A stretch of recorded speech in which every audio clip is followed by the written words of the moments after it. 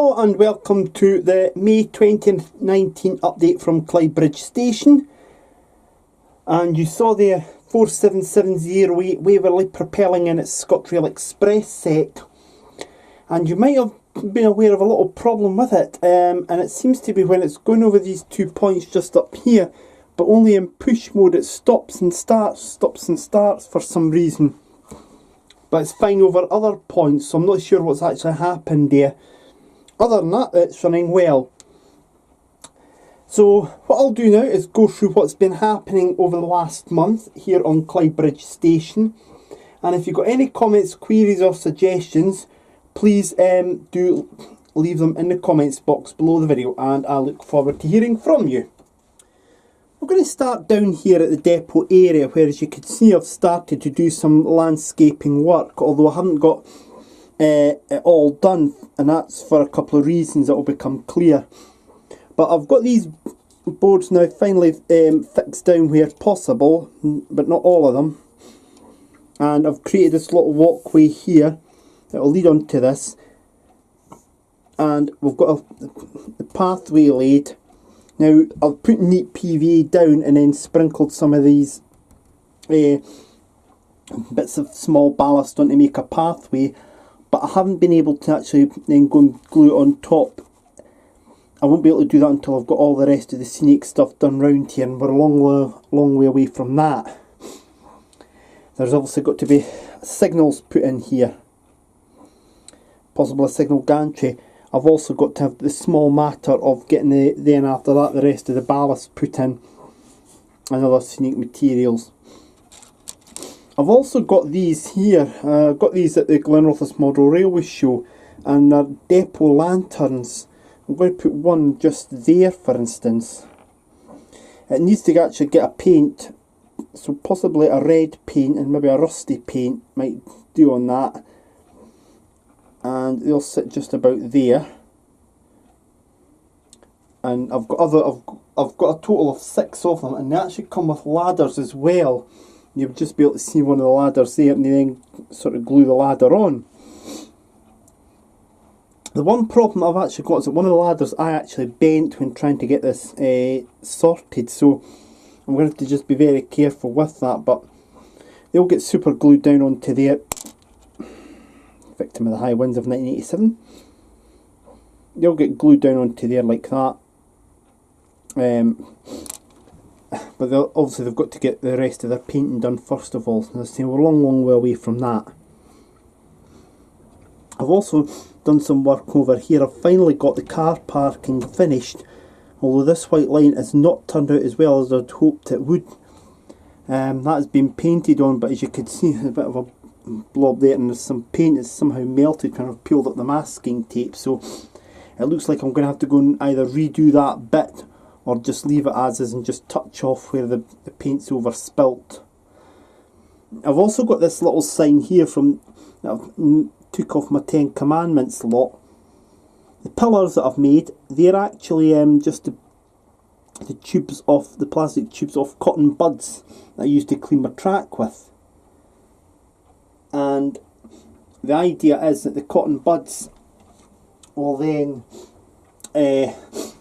rather than going in the bin, will form little signpost pillars there. It just helps cut down on waste. It does say there train spotters are not permitted. That's simply just for the obviously access into the car park. What you would need to remember is, if this U shape wasn't here, some of this would actually be a car parking area. So there would be more car parking than what you see here for the staff, and there'd also be car parks for the passengers as well. And also turning it around there, you'd have a car park here, and there might be something along the back here, industrial units of that. So you've got to actually try and imagine that when you're doing these things and watching my videos. That's basically why that sign's there. But train spotters are permitted actually to come in and visit the layout if they ever so wish. Now here's an interesting before and after shot for you, just to let you see how things have been progressing with my plans to get the roll cages made up for the W.H. Smith. That's one of my 6 Bachmann Brute trolleys, and you can see there that's the before, and this one here is the after. What I've done basically was I've got some old silver paint that we bought out of Poundland several years ago, and they don't sell it now. We're using it for the railings at the entrance into our house, but I decided to use a little bit of it on this roll cage to see if I could actually brute trolley make it into a roll cage, and it is okay.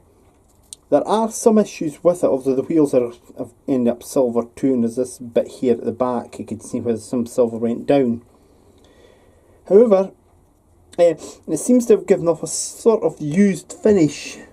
There's a bit of muck showing there, and it was an alternative idea that I had to that of buying a 10 Commandments roll cage, which would have resulted in me having to buy spend a few pound on a 10 Commandments roll cage and then build it up. This was an attempt at a cheaper alternative, and whilst it's not worked out perfectly, it's certainly worked out a lot better than what I actually had anticipated. I've got these 4 lined up very nicely just here, because obviously this is where the parcels and intercity trains will be.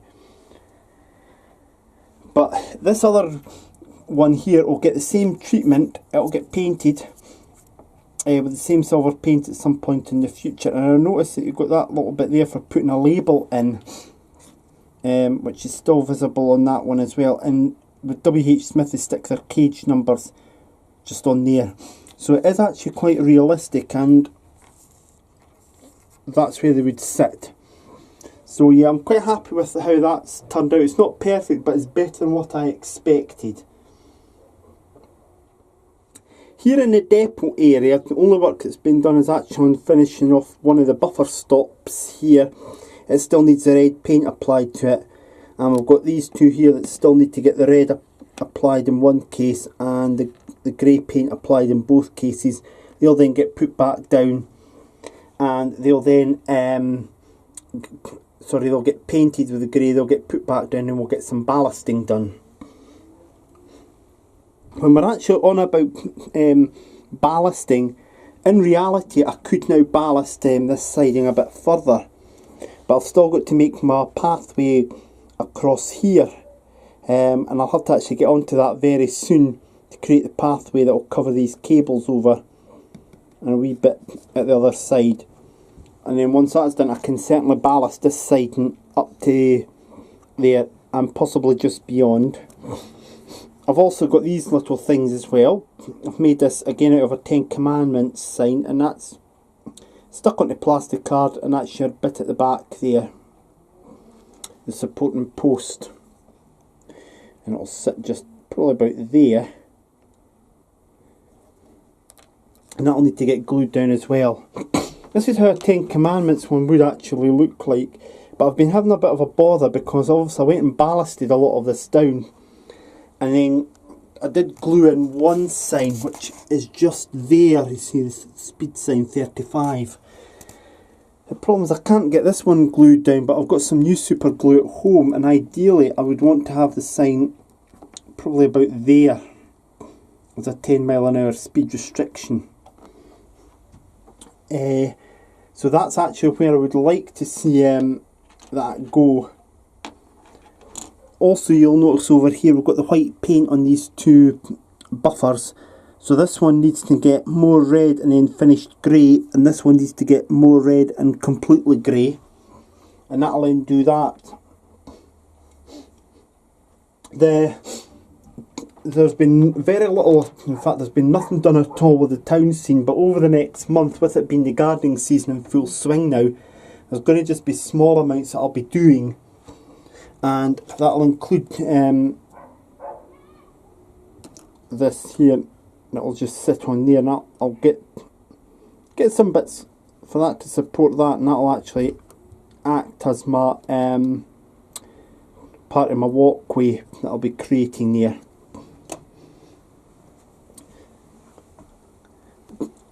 There's also, while we're talking about the depot, just returning to a couple other Ten Commandments signs have been installed now. See just one there and one there, and they both read "Keep Clear" on them.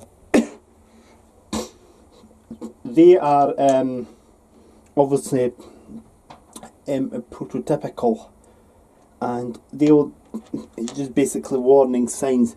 There are other signs that will get put up through time for the depot area,